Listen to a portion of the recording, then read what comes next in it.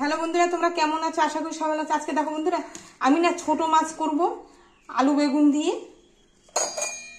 তেলটা গরম হয়ে গেছে, এবার আমি মাছগুলো সব ভেজে নেব।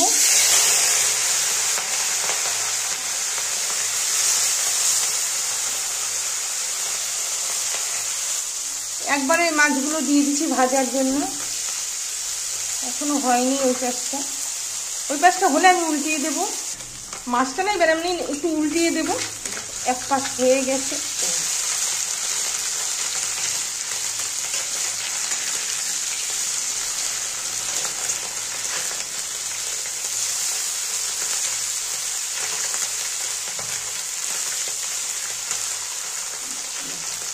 আর একটু ভাজা হয়ে গেলে আমি তুলে নেবো। হ্যাঁ,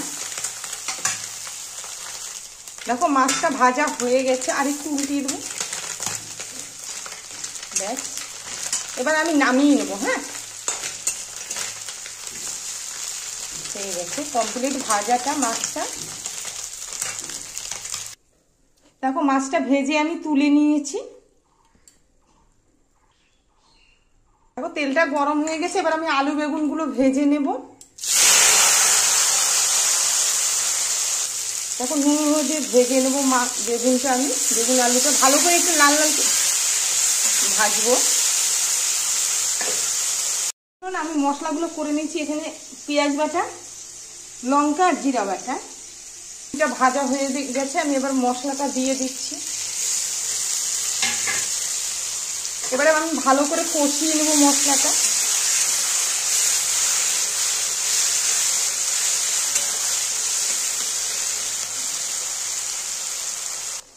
দেখো মশলাটা কষানো হয়ে গেছে, এগুলো সেদ্ধ হয়ে গেছে। আমি এবার একটু জল দেব, অল্পই দেব জল।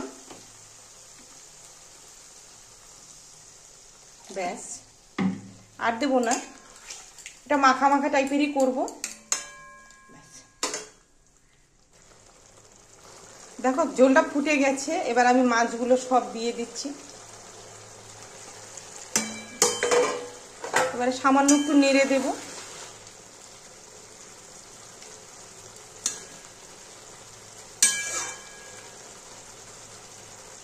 এরপর আমি নামিয়ে দেব। হ্যাঁ,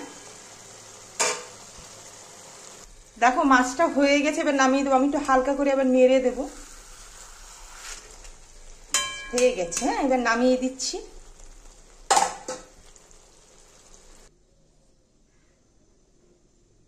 আমি না মাছটা নামিয়ে দিয়েছি। তোমাদের কেমন লাগলো? যদি ভালো লাগে লাইক শেয়ার কমেন্ট করো। দেখো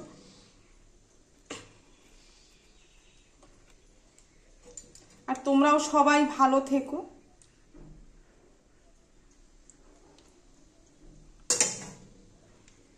আচ্ছা তাহলে রাখলাম, টাটা।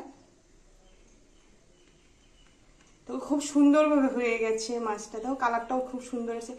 দেখো বন্ধুরা, আমি কিন্তু একটু কাশ্মীরি লঙ্কার গুঁড়ো দিই, এটা বেশি কিন্তু ঝাল হয় না, সামান্যই দেই। ঠিক আছে, আচ্ছা তাহলে রাখলাম, টাটা।